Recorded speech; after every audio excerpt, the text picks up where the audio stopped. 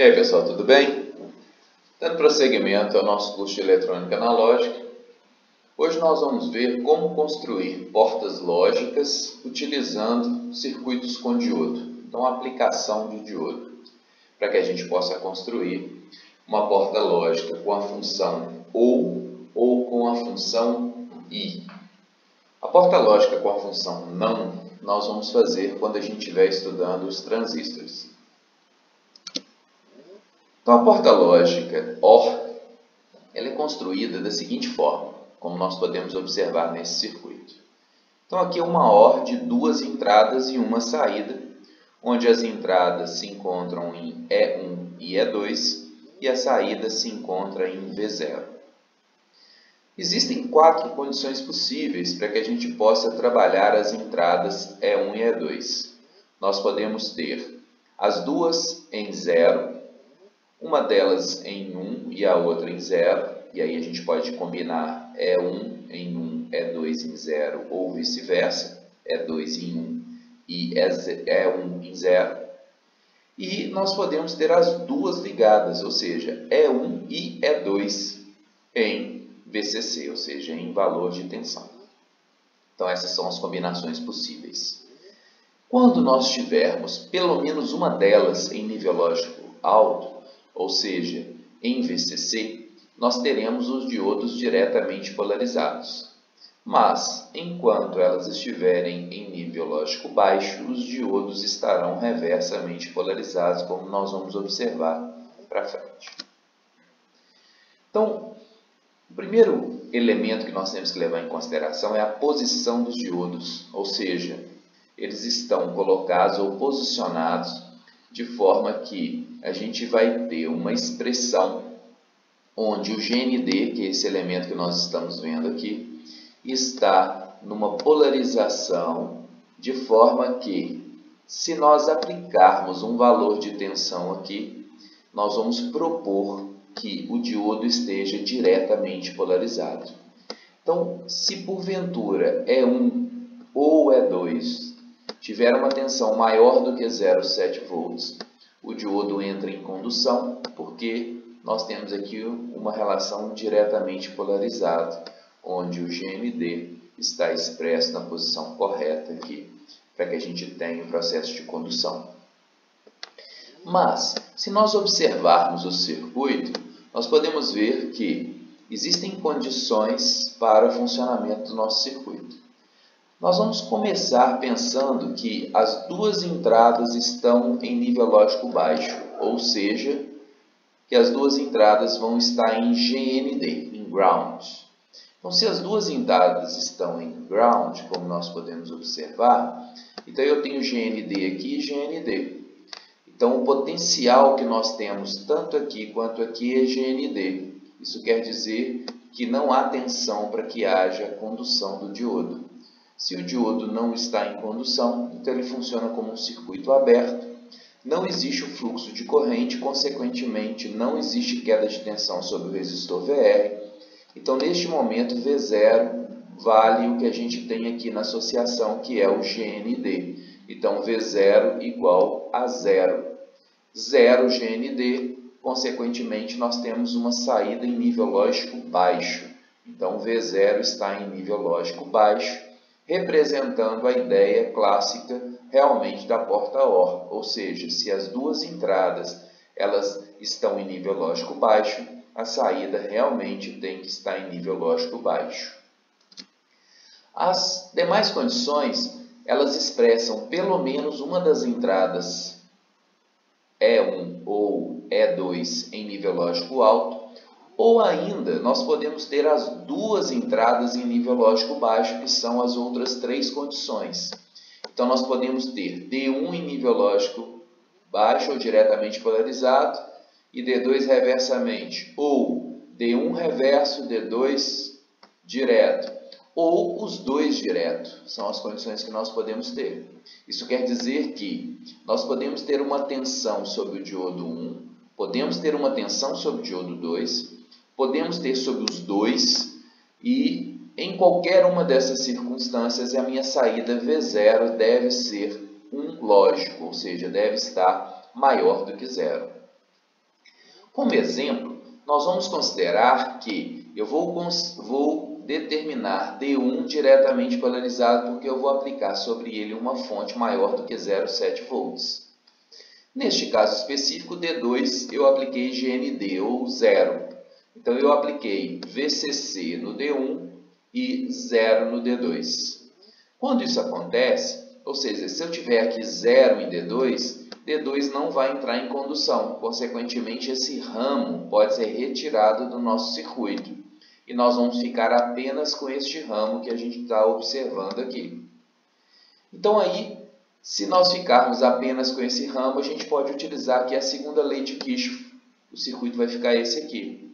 Então, se a gente considerar o fluxo de corrente do positivo para o negativo, menos E mais VD1 mais VR é igual a zero. Nós sabemos que o VR é igual ao V0, porque está exatamente aqui sob o resistor. Então, nós vamos trocar o VR por V0. E calculando então V0, nós vamos determinar que ele é dado pela fonte menos a queda de tensão que a gente tem sobre o diodo. Então, 10 menos 0,7 dá 9,3 volts. Isso quer dizer que a tensão que nós teremos em VO é na ordem de 9,3 volts. Podemos considerar que nesse momento nós temos a representação de um lógico, ou seja, VCC. Uma tensão está sendo expressa sobre o terminal V0, o que constitui a ideia de que você tem um sinal positivo, um sinal lógico 1 sobre a saída e não GND, que seria a representação do nível lógico 0. Podemos observar que isso vale se nós trocarmos também, ou seja, se eu mantiver D1, se eu trocar o valor de D1 para cá e D2 para lá, funcionaria da mesma forma. E, além disso, se eu colocasse os dois em VCC, então eu teria aqui um circuito em paralelo que teria dois elementos idênticos, consequentemente V0 teria a mesma resposta ao mesmo valor de saída. Ou seja, se qualquer uma das minhas entradas tiver nível lógico alto, ou se as duas tiverem nível lógico alto, eu vou chegar numa condição onde a minha saída é alta. Ela só não vai ser isso quando as duas estiverem em nível lógico baixo. Então, a gente pode determinar que, neste caso, a minha saída V0 ela só vai ser zero, ou seja, só vai ser GND se as duas entradas obrigatoriamente forem GND. Se pelo menos uma delas for VCC, ou se as duas forem VCC, o meu resultado de V0 também será nível lógico alto ou VCC. Isso representa ou respeita a condição da porta lógica ou para associação dos nossos circuitos. A outra porta que nós vamos analisar e construir hoje é a porta I. A porta I ela já tem uma resposta diferente da porta U. Ela só é verdadeira quando as duas entradas são verdadeiras. Então, quando as duas entradas estiverem em nível lógico VCC, a minha saída estará em VCC. Se pelo menos uma delas estiver em GND, ou seja, em zero, a minha saída obrigatoriamente deve ser zero. Se nós observarmos o nosso circuito, nós vamos ver duas mudanças em relação ao circuito anterior. Primeiro, os diodos não estão na polarização como a gente tinha observado no outro circuito. Eles estão aqui se comparado ao outro circuito reversamente. Então, vamos voltar aqui só para que a gente visualize, tá vendo? Então, o meu diodo já está numa posição diferente. Além disso, além do resistor, nós temos uma fonte. Olha aqui, nós não tínhamos fonte nenhuma na representação da OR. Agora, nós temos uma fonte aqui na representação da I. Então, nós temos duas mudanças no nosso circuito. O diodo está com uma polarização diferente. E, além disso, nós temos aqui a presença de uma fonte ligada aqui ao resistor, diretamente ao resistor, que nós vamos condicionar aqui o fluxo de corrente. Então, nós temos algumas condições que a gente precisa analisar ou verificar para que a gente tenha o funcionamento dessa porta lógica ou desse circuito lógico. Nós temos que verificar as condições das minhas entradas, qual é o valor que nós temos expresso nas minhas entradas, para que eu possa, de acordo com isso, verificar se existe fluxo de corrente, ou seja, se existe algum desses diodos diretamente polarizado. Eles estando diretamente polarizados, eu vou ter um fluxo de corrente. Isso vai propor, então, uma queda de tensão aqui sobre o elemento e uma função de saída que eu vou ter expressa uma tensão de saída que vai determinar se o circuito vai estar em nível lógico alto ou ele vai estar em nível lógico baixo. Então, as condições são, primeiro, as duas entradas estão em nível lógico zero, ou seja, em GND. Então, eu vou aterrar as duas entradas. Se eu vou aterrar as duas entradas, então eu vou ter um fluxo de corrente neste sentido. Se eu tenho um fluxo de corrente nesse sentido, nós podemos ver que os dois diodos estarão diretamente polarizados. Se eles estão diretamente polarizados, então isso pressupõe que eu vou ter uma tensão, uma queda de tensão sobre o resistor e uma queda de tensão sobre os diodos. Nós sabemos que os diodos têm queda de tensão estimada, no caso de silício, de 0,7 volts. E o V0 ele está exatamente determinando a tensão que nós temos sobre o diodo. Então, o V0 vai ser o VD1 e o VD2, que vai ser igual a 0,7 volts. Ou seja, nós teremos um valor de tensão muito baixo em V0, onde nós consideramos isso aproximadamente igual a zero, ou seja, que isso corresponde a um nível lógico zero. Então, nós estaríamos entregando para o nosso circuito 0 volts. Então, os circuitos combinacionais normais que nós temos disponíveis no mercado, eles consideram que de 0 a aproximadamente 2 volts, você tem o zero lógico. De 2 a 5, você tem um lógico, ou seja, a representação do bit em nível lógico alto. Então, elemento igual a 0,7 é considerado zero lógico, ou seja, é considerado GND, que é o que acontece nesse caso. Nós podemos observar que eu vou ter aqui um 0 ou 0,7, aproximadamente zero. Consequentemente, logicamente, nós temos uma representação de saída igual a zero. Então, quando as duas entradas são zero, a nossa saída também vai ser considerada zero. A segunda e a terceira condição é quando pelo menos uma das nossas entradas é nível lógico 1. Então, nós vamos considerar E1 como 1 e E2 como 0, ou E2 como 1 e E1 como 0. Nós vamos analisar uma delas e, consequentemente, o outro caso é exatamente igual, simplesmente trocando qual é o ramo que vai estar em condução e qual é o ramo que vai estar aberto. Nesta condição, nós consideramos que E1 é 10 volts e que E2 é 0 volts, ou GND. Nesse caso específico, então, se a gente volta aqui no circuito, se eu tenho terra aqui, então um desses circuitos está diretamente polarizado. Se eu tenho VCC aqui, um dos circuitos está reversamente polarizado. Então, nós sabemos que nesse momento onde aqui eu tenho 10, o V0 ele vai ter uma queda de tensão, então eu tenho 10 aqui com uma queda de tensão. Isso quer dizer que esse potencial aqui vai ser menor do que o potencial do lado de cá. Então, o diodo vai estar reversamente polarizado. Então, nesse caso, esse diodo E1 ele vai abrir. E se ele abre, ele não permite que haja uma influência dessa fonte sobre o circuito.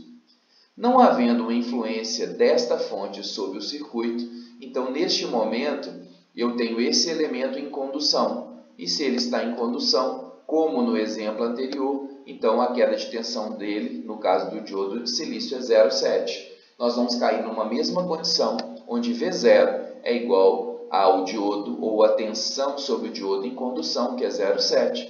Isso é aproximadamente zero lógico. Então, 0 volts, que representa o zero lógico da mesma forma. Então, quando pelo menos uma das entradas está em VCC, mas uma delas está em zero, consequentemente, nós teremos ali um processo de condução de um dos diodos e um dos diodos conduzindo, a minha tensão de saída vai ser aproximadamente zero. E nós vamos considerar que isso é um zero lógico, como nós já observamos que qualquer valor menor do que 2 volts é considerado por circuitos lógicos como sendo zero lógico. Isso vai valer para os dois casos. Então, se eu inverter aqui E2 e aqui E1, ou se eu colocar aqui E1 e E2, a ideia é a mesma do circuito, vai funcionar da mesma forma. O que muda é quando as duas entradas estão em nível lógico alto, ou seja, quando você colocar E1 e E2 em 10 volts, você vai ter um potencial desse lado aqui maior do que o potencial desse lado. Por quê? Porque se nós tivéssemos aqui um fluxo de corrente, a queda de tensão sobre o resistor VR faria com que aqui, ao invés de 10 volts, nós tivéssemos um valor menor do que 10 volts.